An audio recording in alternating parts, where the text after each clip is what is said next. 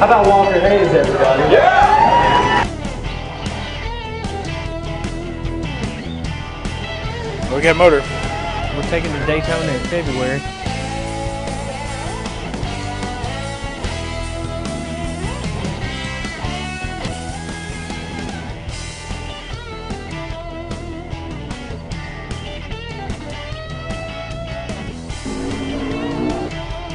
All right, y'all ready?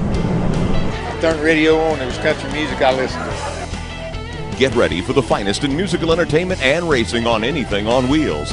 Ladies and gentlemen, get in tune and start your engines because Music and Motors is now. Nashville, Tennessee has been known as the home of country music centered in the South. And stock car racing is also known as a Southern favorite and shares the same audience. The fans appreciate the heartfelt songs of country music and the roaring motors of stock car racing, and they are both now recognized worldwide. I'm Wade Hayes, and I'll be your host. We'll take you for an inside look at Baker Curb Racing and into the country music scene of Music City, USA. We'll highlight the paralleling careers of some young race car drivers and some of the stars of today and tomorrow in country music.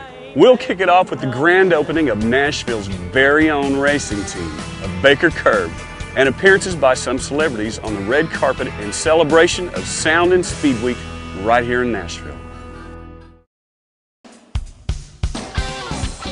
The road to a career in country music for many has been the one that leads to Music City, USA, Nashville, Tennessee. The presence of musical troubadours, past and present, can still be felt in this historic city that includes establishments like Tootsie's, Ernest Tubbs Record Shop, the Ryman, and of course the boys who made the noise on Music Row. Stock car racing is a popular sport that also has roots in the South that began with running liquor during Prohibition. Similarly, it has its own heroes that have a need for speed, that drive their machines approaching 200 miles per hour to take a checkered flag instead of a hit song. The fans of both music and motors are serious about their love of country music and NASCAR's racing motors. You guys ready? Our host, Wade Hayes, has made his mark in American country music as a singer, songwriter, and guitarist. Leaving his hometown of Bethel, Oklahoma, he arrived in Nashville in traditional country style, with a dream, his guitar, and an old pickup truck. Like most young artists, he didn't know what was in store for his musical career. Well, when I first moved to Nashville, I was 22 years old, and I had $450 in my pocket and a bed in the back of my pickup. And I thought if I didn't find a job soon or something when I moved to Nashville, I could just stay in my truck. You know, playing in a club at night, and everything was just, it just went so fast and perfectly when I first moved here. It was a real blessing, and I'd also gotten a job playing guitar for this other artist for a showcase that he was doing for a major record label. At the showcase, somebody noticed me for some reason and wondered if I sang, and this songwriter named Chick Raines from that, and we ended up writing all these songs together. And I had originally moved to Nashville just to be a lead guitarist and sing harmony for somebody. That was my goal, that's what I wanted to do, and ended up writing these songs and getting a record deal, like within 3 months of moving to Nashville. Wade went on to sell gold records and had several #1 hits, and Wade still performs today.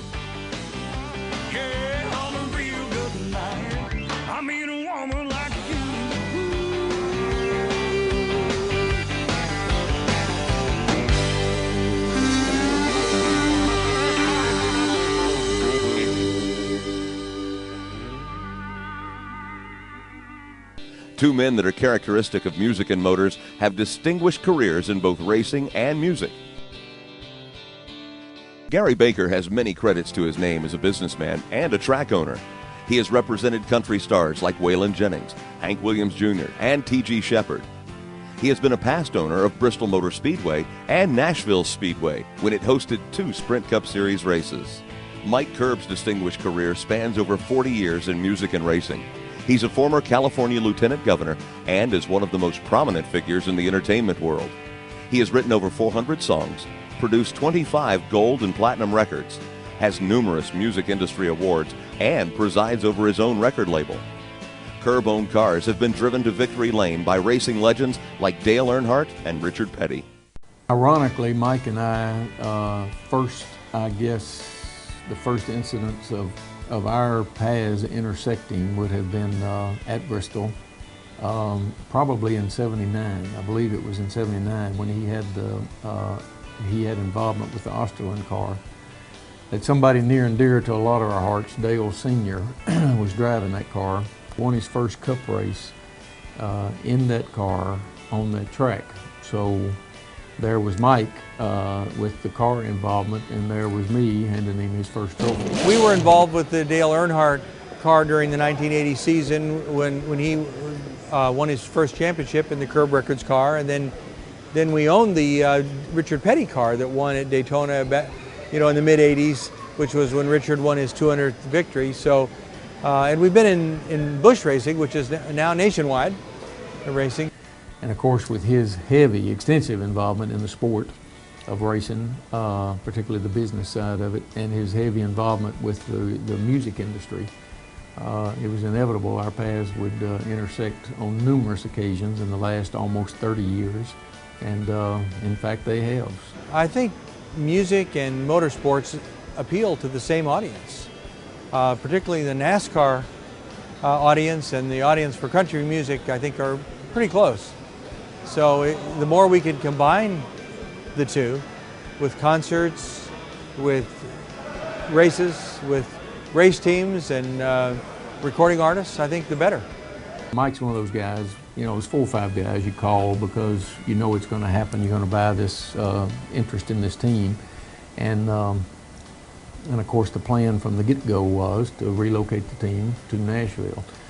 So when I'm relating all this to Mike on the phone, I could just tell he was getting ready to chew on the phone. He was saying, "Wow, Gary, you're serious. You're going to move this. This would be finally a real opportunity to do this right, to blend NASCAR racing and country music and do it on the right scale, in the right location, with involving the right people." It's very, very exciting, and it's very nice for Nashville now to have its own motorsports team. And I really feel the community is going to embrace this team. The grand opening was a gala event held at the new Baker Curb Racing facility that included numerous Nashville dignitaries in the music business and racing. I'm Clifton Lamberth with Ford Motor Company, and we're excited to be in the new Baker Curb Racing team, the headquarters. Look at all around you, state-of-the-art facility. This is going to put the Fusion back in the checkered flag area. We're excited about that. What a better way to get Ford Motor Company back into the racing. You got music and motors. Michael Curb, Gary Baker, both of them have a heritage in country music, and they've both been in NASCAR for a long time. Any true NASCAR fan would know those two names. And I've never seen a team that was more prepared or more excited. State-of-the-art facility, you got everything you need right here.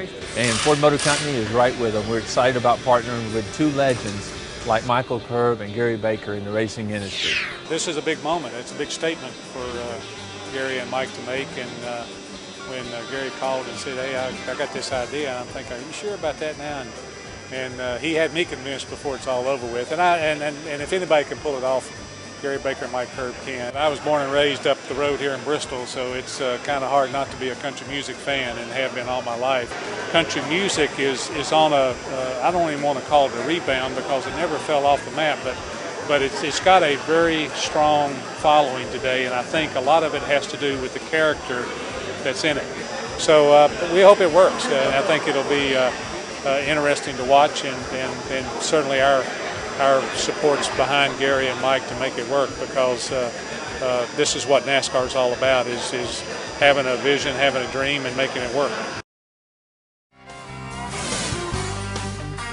I'm Clifton Lamberth with Ford Motor Company, and we're here with Baker Curb Racing, and you're watching Music and Motors. Let's go racing! Later that evening, Nashville hosted the annual Sound and Speed Week at the Wild Horse Saloon, with red carpet appearances by several celebrities in the country music and racing industry. Yeah, there's nothing wrong with driving a big pickup truck, man. From the inside, it's just got a big motor in it. It's going to go fast. I don't care what's over there. But I guess I started with Hank Williams, okay, and all that crowd that come through, and you wound up with the Alabama crowd, okay. Those were, and everybody in between. I mean, it didn't make any difference. If I turned the radio on, there was country music, I listened to it. country and western and racing kind of goes together, so it was kind of a natural for us to do it together. And it just takes a lot of people to make it work. And we're just glad to be here tonight and see all these people out and supporting country music, but also supporting the Vickers Junction game. Bill Elliott was my favorite driver. Fastest guy, in NASCAR. One of my favorite moments in NASCAR, Bill Elliott running around the track about 218 miles an hour, I think was his average, something like that. Scared everybody to death. That was a good one. There was a fight back in the first televised NASCAR event. I got a new single called "It Ain't No Crime," and it's highest debut of any single we've ever had, so very excited.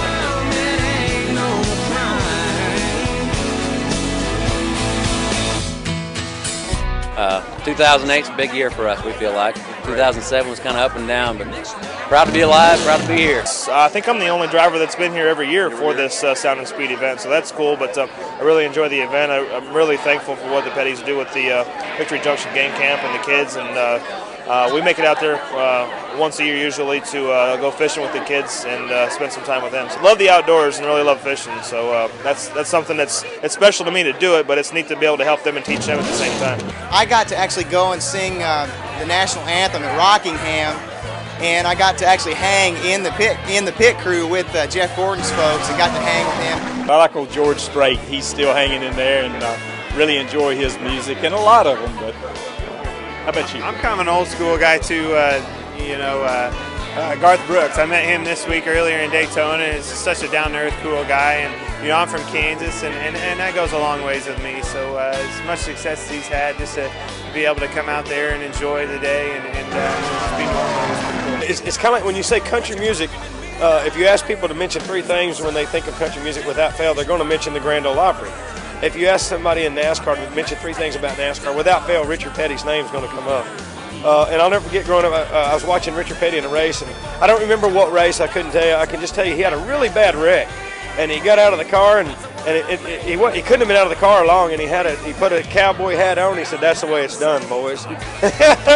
Like it wasn't nothing, we're working on a new album right now. I have my current single, International Harvester, is a huge hit for us right now.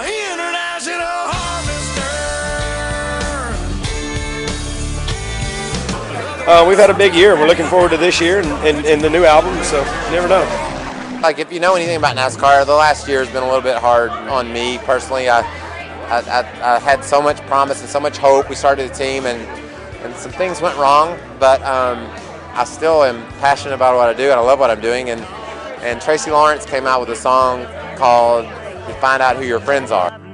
We've sort of been pushing the same plow or running the same course for a bunch of years, loving what we do and being a part of this community, and in his case, country music, and mine in NASCAR. This is where the rubber meets the road. Michael Waltrip's three-car campaign last year was considered an unmitigated disaster.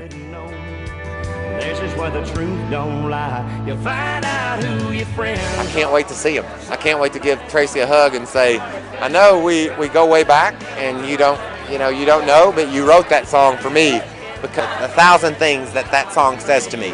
And that's what I love about country music is, you can listen to a song, or I can listen to a song, and it says different things. But that song, to me, it talks directly to me, and I think that like I said, Tracy wrote it about me, and he doesn't know that. And I can't wait to talk to him.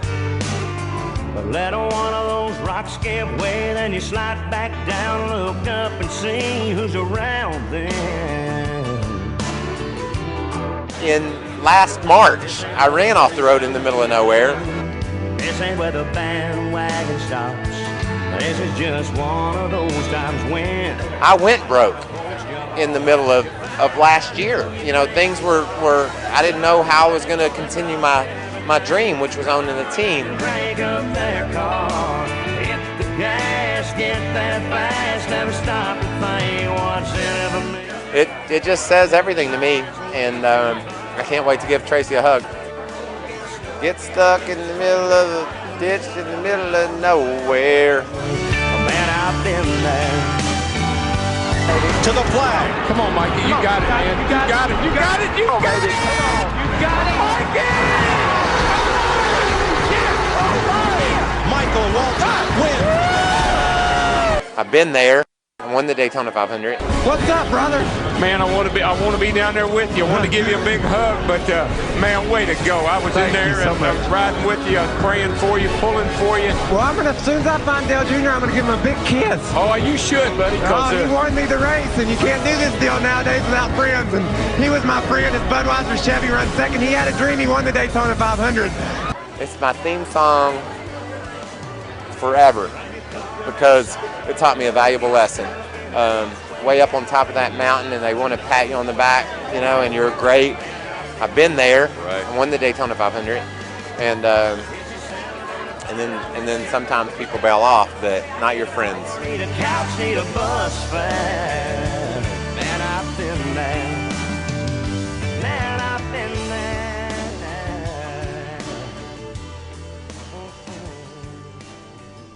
Can I say one more thing? The best and worst Daytona 500 in years.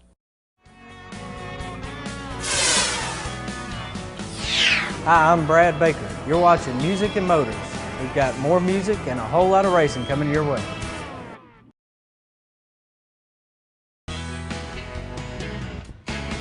Welcome back to Music and Motors. Now coming up, we'll go behind the music with an up-and-coming singer-songwriter, Walker Hayes. No relation to yours truly, but he sure has talent and his enthusiasm is catching.